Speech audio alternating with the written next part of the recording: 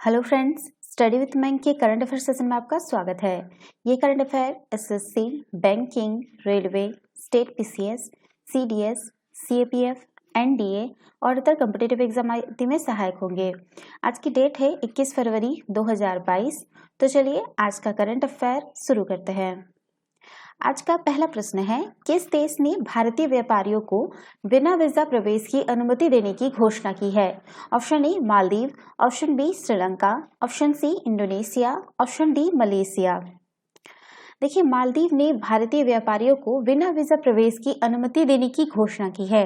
मालदीव के विदेश मंत्रालय ने बताया कि यह फैसला इस महीने की पहली तारीख से लागू हो गया है। व्यापारिक उद्देश्य से मालदीव जाने वाले भारतीय यात्रियों को 90 दिन की अवधि के लिए बिना वीजा के प्रवेश देने की प्रक्रिया शुरू हो गई है। भारत और मालदीव के बीच 17 दिसंबर 2018 को वीजा सुविधा हेतु समझौते पर हस्ताक्षर हुए थे, जिसके अंतर्गत यह निर्णय लिया गया है। वीजा मुक्त प्रवेश व्यवस्था के अंतर्गत दोनों देश एक दूसरे के नागरिकों को 6 महीने के भीतर 90 दिन की अवधि के लिए बिना वीजा मुक्त यात्रा का सुविधा देंगे। प्राचीन समय में मालदीव पर भारतीय हिंदू संस्कृति का अत्यधिक प्रभाव रहा है। मालदीव और भारत के बीच राजनीतिक संबंध के अलावा सामाजिक, धार्मिक और कारोबारी रिश्ता भी रहा है। मालदीव में करीब 25,000 भारतीय निवास करते हैं। भारतीय समुदाय मालदीव में निवास करने वाला दूसरा सबसे बड़ा समुदाय है। तो इसका जो सही आंसर होगा वो होगा आपका ऑप्शन ए मालदीव। चलिए नेक्स्ट क्वेश्चन पे चलते हैं।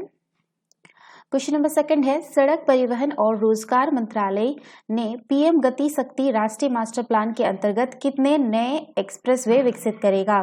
Option A 35, option B 23, option C 22, option D 38। देखिए, सड़क परिवहन और रोजगार मंत्रालय पीएम गति शक्ति राष्ट्रीय मास्टर प्लान के अंतर्गत 22 नए एक्सप्रेसवे, 23 प्रमुख बुनियादी ढांचागत परियोजनाएं और 35 मल्टी मॉडल लॉजिस्टिक्स पार्क विकसित करेगा। गति शक्ति एक डिजिटल मंच है जो औद्योगिक और आर्थिक क्षेत्र समूहों की बुनियादी ढांचागत संपर्क परियोजनाओं के क्रियान्वयन में तालमेल के लिए रेलवे व सड़क सहित 16 मंत्रालयों को जोड़ता है। कुछ निर्माणाधीन प्रमुख एक्सप्रेसवे और गलियारों में आपका Delhi Mumbai expressway, Ahmedabad Dholera expressway, Delhi Amritsar Katra expressway और बेंगलुरु चेन्नई एक्सप्रेसवे शामिल है। बात करते हैं कुछ निर्माणाधीन प्रमुख बुनियादी ढांचागत परियोजनाओं में, तो इसमें आपका लद्दाख में जोजिला सुरंग का निर्माण, आंध्र प्रदेश में कृष्णापत्तनम बंदरगाह को जोड़ने वाली सड़कें और अरुणाचल प्रदेश में लाल पुल मनमाओ सड़क को 2 लेन का करना शामिल है। पीएम गति शक्ति परियोजना एक तरह का डिजिटल मंच है जिसे रेल व सड़क समेत 16 मंत्रालय जुड़े हैं। इस योजना की शुरुआत जो है वो आपका 13 अक्टूबर 2021 को की गई थी। तो इसका जो सही आंसर होगा वो होगा आपका ऑप्शन सी 22। चलिए नेक्स्ट क्वेश्चन पे चलते हैं। क्वेश्चन नंबर थर्ड है, नीति आयोग किस डिजिटल भुगतान प्रणाली के सहयोग से पहली बार सभी के लिए open to all fintech open hackathon की मेजबानी करेगा? ऑप्शन ए भीम, option B PhonePe, option C Paytm, option D है आपका गूगल पे।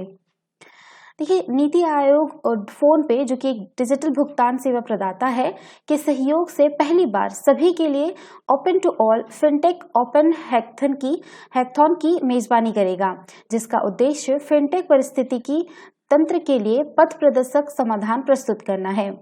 बात करते हैं फिनटेक के बारे में, तो फिनटेक 21वीं सदी में उभरते वित्तीय सेवा क्षेत्र का वर्णन करता है। मूल रूप से यह स्थापित उपभोक्ता और व्यापार वित्तीय संस्थानों के बैंक एंड पर आधारित प्रौद्योगिकी पर लागू होता है। 21वीं सदी के पहले दशक की समाप्ति के बाद से वित्तीय क्षेत्र में किसी भी तकनीकी नवाचार को शामिल करने के लिए इस शब्द का विस्तार किया गया था, जिसमें वित्तीय साक्षरता और शिक्षा, खुदरा बैंकिंग, निवेश, यहाँ तक कि बिटकॉइन जैसी क्रिप्टो मुद्राओं के नवाचार शामिल थे। तो इसका जो सही आंसर होगा वो होगा आपका ऑप्शन बी फोन पे। चलिए नेक्स्ट क्वेश्चन पे चलते हैं। क्वेश्चन नंबर 4 है, हाल ही में किस मंत्रालय द्वारा डीएनएस की आर्थिक आधिकारिता हेतु सीड योजना लॉन्च की गई है? ऑप्शन ए वित्त मंत्रालय, ऑप्शन बी शिक्षा मंत्रालय, ऑप्शन सी कानून एवं न्याय मंत्रालय, ऑप्शन डी सामाजिक न्याय और आधिकारिता मंत्रालय। देखिए, हाल ही में सामाजिक न्याय और अधिकारिता मंत्रालय द्वारा DNTs की आर्थिक अधिकारिता हेतु सीड योजना लॉन्च की गई है। इस योजना को अम्बेडकर इंटरनेशनल सेंटर नई दिल्ली में गैर अधिसूचित खानाबदोश और अर्ध घुमंतु समुदायों के कल्याण हेतु शुरू किया गया है।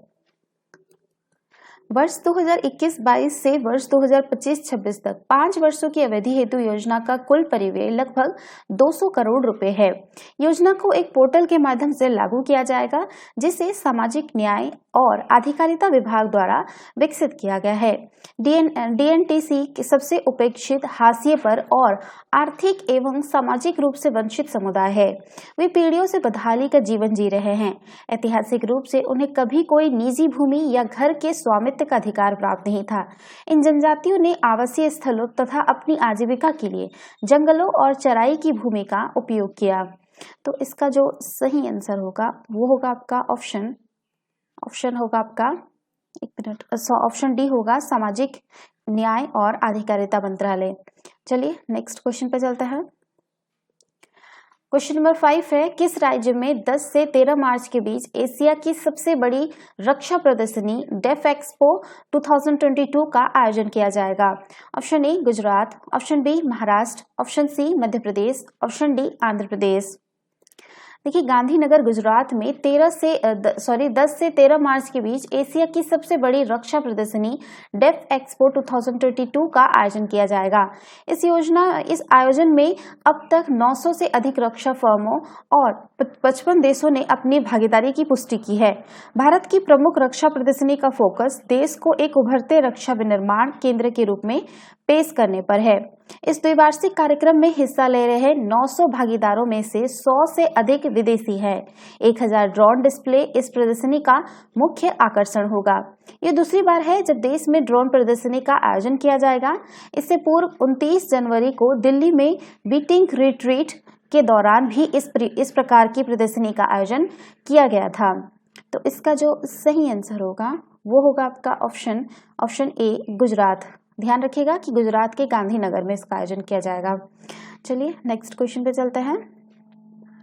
क्वेश्चन नंबर 6 है, हाल ही में पशु चिकित्सकों की एक टीम ने किस राज्य के अमरोई मिलिट्री स्टेशन के एक जंगली हिस्से में बेंटोड गेको छिपकली की एक नई प्रजाति की उपस्थिति दर्ज की है? Option A Assam, option B Meghalaya, option C Nagaland, option D Tripura.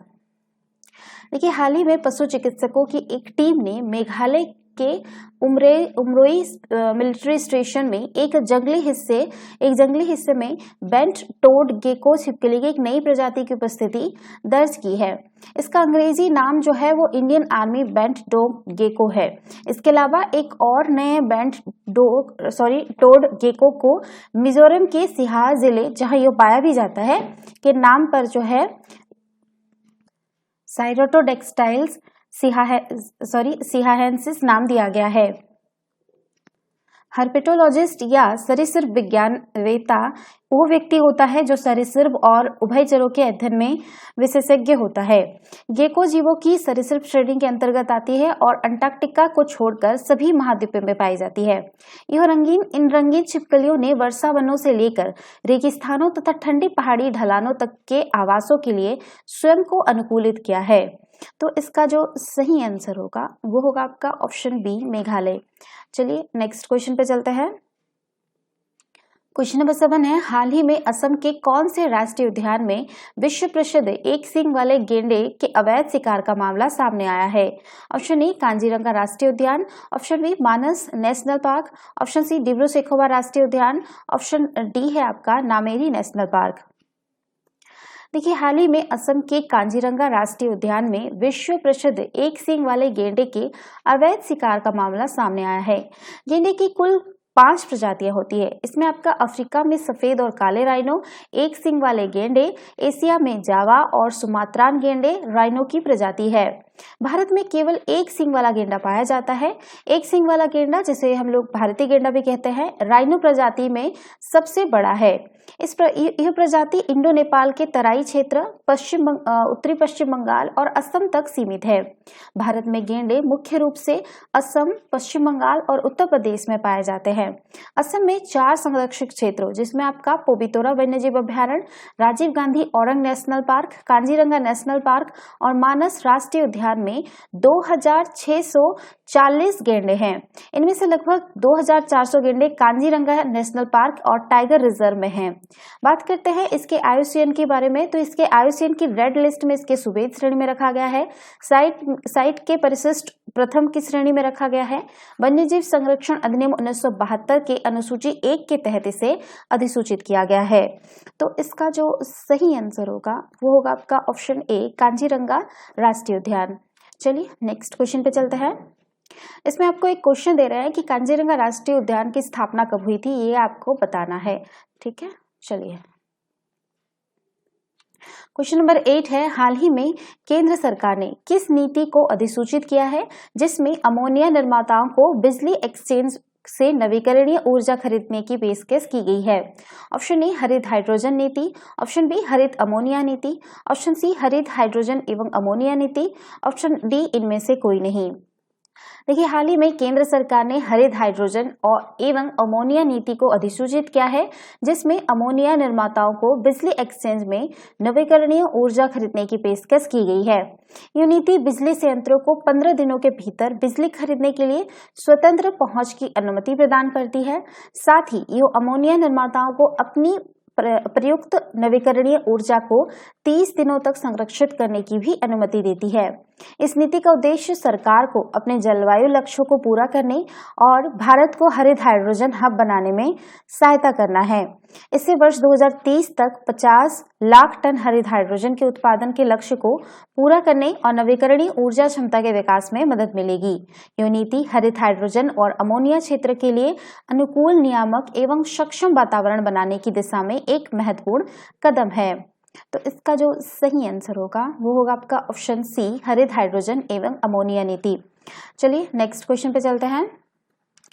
Question number 9 है, प्रतिवर्ष देश भर में मृदा स्वास्थ्य कार्ड दिवस का आयोजन कब किया जाता है? ऑप्शन ए 16 फरवरी, ऑप्शन बी 17 फरवरी, ऑप्शन डी 18 फरवरी, ऑप्शन डी 19 फरवरी। देखिए, प्रतिवर्ष 19 फरवरी को देश भर में मृदा स्वास्थ्य कार्ड दिवस का आयोजन किया जाता है। इसी दिन वर्ष 2015 को राजस्थान के सूरतगढ़ में प्रधानमंत्री नरेंद्र मोदी द्वारा मृदा स्वास्थ्य कार्ड योजना शुरू की गई थी। संयोगवश उसी वर्ष जो है आपका अंतर्राष्ट्रीय मृदा वर्ष भी आयोजित किया गया था। सॉरी, 2 बार लिखा गया है। मृदा स्वास्थ्य कार्ड योजना का उद्देश्य किसानों को प्रत्येक 2 साल में मृदा स्वास्थ्य कार्ड जारी कराना है, ताकि उर्वरक प्रथाओं के पोषण संबंधी कमियों को दूर करने हेतु एक आधार प्रदान किया जा सके। मृदा स्वास्थ्य कार्ड योजना के अंतर्गत मृदा परीक्षण के आधार पर पोषक तत्व प्रबंधन को बढ़ावा दिया जा रहा है, क्योंकि सही मात्रा में उर्वरकों के प्रयोग से खेती की लागत में कमी के साथ उत्पादकता में बढ़ोतरी की जा सकती है। यह किसानों के लिए अतिरिक्त आय सुनिश्चित करता है और सतत कृषि को बढ़ावा देता है। तो इसका जो सही आंसर होगा वो होगा आपका ऑप्शन डी, 19 फरवरी। चलिए नेक्स्ट क्वेश्चन पे चलते हैं। क्वेश्चन नंबर 10 है, प्रधानमंत्री जल्द ही किस शहर में लिखना था मुझे, किस शहर में गोवर्धन यानी बायो CNG प्लांट का उद्घाटन करेंगे? ऑप्शन ए है आपका Indore, option B Ahmedabad, option C Bengaluru, option D Ranchi. देखिए, प्रधानमंत्री जल्द ही वीडियो कॉन्फ्रेंसिंग के माध्यम से इंदौर में गोवर्धन बायो CNG प्लांट का उद्घाटन करेंगे। इंदौर स्थित इस बायो CNG संयंत्र का निर्माण संसाधन रिकवरी को अधिकतम करने हेतु अपशिष्ट से धन और परिपत्र अर्थव्यवस्था के व्यापक सिद्धांतों के तहत किया गया है। यह संयंत्र स्वच्छ भारत मिशन शहरी 2.0 के तहत अपशिष्ट मुक्त शहर बनाने के सरकार के दृष्टिकोण के अनुरूप है। गोवर्धन संयंत्र प्रतिदिन प्रतिदिन 550 टन गीले जैविक अपशिष्ट के उपचार की क्षमता के साथ प्रतिदिन लगभग 17,000 किलोग्राम सीएनजी और 100 टन जैविक खाद का उत्पादन करेगा। यह परियोजना Indore clean energy private limited, Indore नगर निगम और Indo enviro integrated solution limited द्वारा स्थापित एक विशेष परियोजन कंपनी द्वारा क्रियान्वित की जा रही है। तो इसका जो सही आंसर होगा वो होगा आपका ऑप्शन ए, इंदौर।